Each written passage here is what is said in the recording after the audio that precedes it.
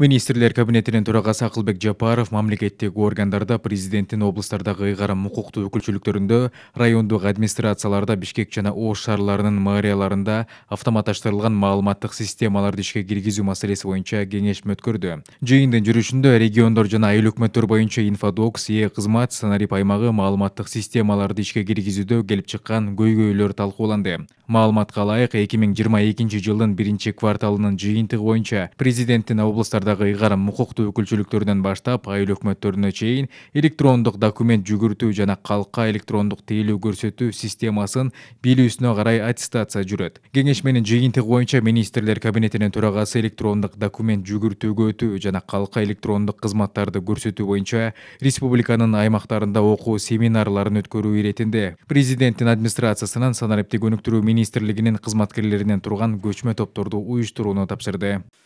Жергиликтүү органдардын ишин жеңилдетүү жана аймактардагы жарандардын жашоо шарттарын жакшыртуу максатында Кызмат, Санарип аймак, Инфодокс электрондук документ жүгүртүү системасы. Ушул 3 системаны киргизүү талаптары сиздерге түздөн түз коюлат жана жеке жоопкерчилик сиздерге жүктөлөт. Санариптик өнүктүрүү министрлиги тарабынан белгиленген системаларды жакындан тааныштыруу боюнча окутуу иштери жүргүзүлөт.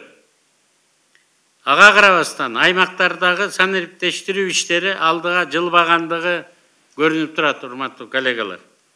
Буга жергиликтүү өз алдынча башкаруу органдардын кызматкерлеринин биринчиден билими төмөн, потенциалы начар, жаңыча иштөөгө кызыгуу жок болуп жатат.